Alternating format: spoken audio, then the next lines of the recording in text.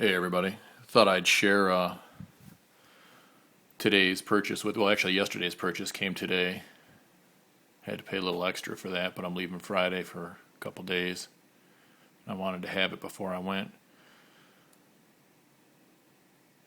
The video's been done by a few good guys like Chanderson1 and Humans4targets2. Even Cutlery Lover I'm sure did one. But what I ended up getting was a marathon watch. I got the JSAR, Jumbo Search and Rescue. I did not go through CountyComm. I was having a lot of trouble getting a hold of them. In the end, they ended up contacting me after I purchased, so I can't knock them. It just took like 3 tries and emails and stuff for them to finally answer, but when I put a timetable on there that I was really in a hurry, they answered fast. So I have to be honest, I've had nothing but good experiences with them when I purchased. It's just hard to get a hold of them. I wish they'd have a phone number. They call it the LTD.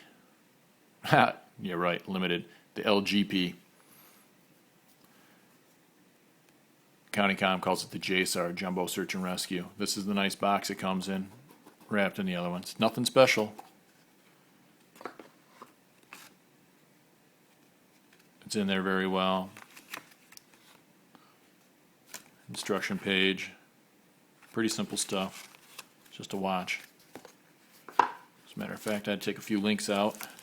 It comes on this outstanding rubber bracelet. Everybody talks about these things online on the watch forums. It's vulcanized rubber. This is the best rubber watch band I have ever seen. Not only is it flexible, you can tell the quality in it. I mean, I can't put it into words. I wore it on there for a couple hours this morning after it arrived, and I liked it. It was nice. I actually thought about leaving it on there, but I followed everybody else's advice, and I purchased the metal band because they say it makes the watch. And I got a fair deal from these guys. I'm very happy with the service. Number 2 of 479. I like that. This was the box that the bracelet came in. It was very, very, very well wrapped for shipping. And without further ado, that's the watch. Give it a lot of credit. A lot of times quartz watches, or with quartz watches, the second hand will not fall on the indices for the minutes at each second marker there. And this one, I have to say, is probably 55 of them hit dead on, and a couple of them are a little off. Nothing to quibble at. It's been very, looking at it now, it's in a different spot. They were hitting dead on right there earlier. No big deal. It's a quartz watch, not the automatic. I had bought a Planet Ocean. An Omega Planet Ocean cost me about $4,000. It was beautiful. It kept great time. And I loved it. I wanted the thing for many, many, many years now. But I returned it because so many horror stories from my buddies that own Omegas and from everybody else about how they're failing after a certain amount of time. There's as many bad ones as there are good ones. And for $4,000, I couldn't take that risk because I fire a lot of guns. So I went to a quartz. It's not a living, breathing machine like the auto is, but the quartz is indestructible, so I wanted indestructible. That led me to these marathons. Some Seikos are great. My Bertucci field watch is great. My Citizens have been great. You can't go wrong with a good quartz watch as long as it's decent, but I wanted something that stands out a little bit more and was just a tank. As you can see, this thing basically has a tank turret on top. The bezel is enormous. It's almost as thick as the case of the watch. It's a 3mm sapphire crystal. I wanted a good sapphire crystal so it wouldn't scratch as easily, especially with as large as it is. It's a 46mm case diameter. I think that's including the crown. So you're probably looking, like 42 anyways, 43 to here. It's large. It's about the size of that 45mm Planet Ocean, give or take. Lug to lug isn't too bad. My wrist is like 7.5, give or take. Depends on the day. And I was worried that this would be too big of a watch for me. I contacted Humans4targets. I contacted Chanderson1. I asked these guys what they thought about it. They both said that they had measured their wrist at slightly larger than mine. I think they were both about 8-inch wrists. And it didn't look too bad on them, lug to lug on the wrist. But they had both mentioned it's the height of this beast that most people won't be able to tolerate. After having that Planet Ocean, I found it to be no big deal. I was concerned, though. I almost bought the JSAR one, the tritium, that was much smaller, but I really am not a small watch fan. This isn't a big watch craze for me ever since I was a little kid wearing like G-Shocks. I got used to having a bigger watch. And you guys who wear one of those big plastic watches, this will be nothing to you otherwise, or other than the weight. It's rated to 1,000 feet to screw in back. I'm not a fan of the clasp, but this bracelet is outstanding. Screw in pins. The way it fits is nice. I would like the cut to have been flat. You can see they tapered the edges on the middle link,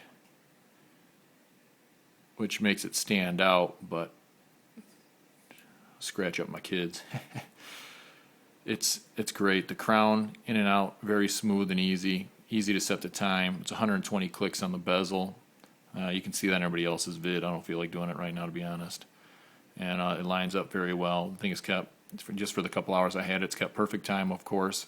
Yeah, so I know there's no issue with it. The weight and the size are a bit to be reckoned with unless you like big watches, but like I said, my wrist isn't that big. Hard to do through the video camera. Or shall I say iPhone. Lug to lug on my wrist isn't that bad. Couldn't get away with much more. The size doesn't look bad to me. I get a little bit of the crown if I really push my hand back, but I wear my watch as far forward as I can. I like it to hang on my wrist a little. A lot of guys wear it where you're supposed to. It wouldn't be an issue too much. It wears comfortable. Only pulled hair once today over several hours. Has the Great Seal of the United States on the back. Let me see if I can. There you go. Marathon.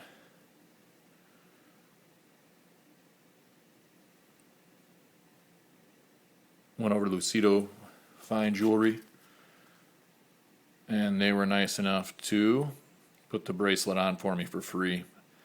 I could have figured it out. I just didn't want to scratch it up.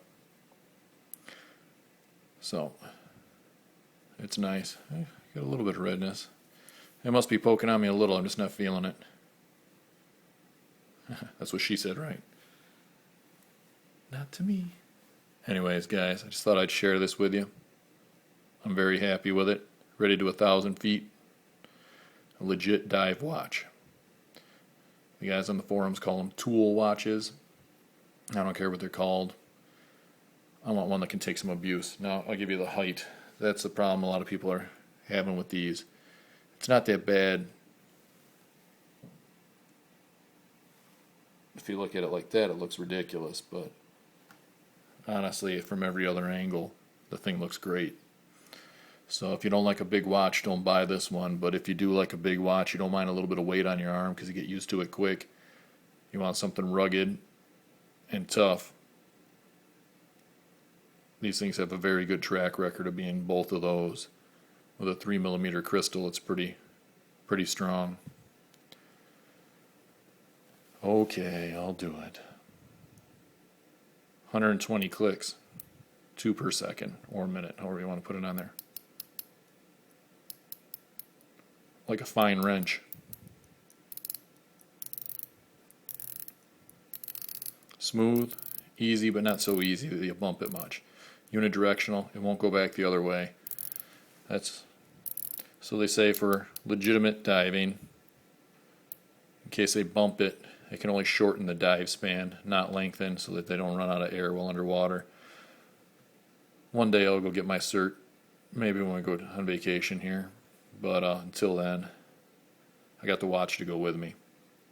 So, hope you guys enjoy it. It's a nice piece.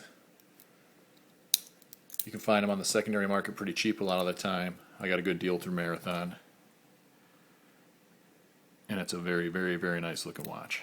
I appreciate everybody taking the time to watch the videos. Take care of each other. Stay safe.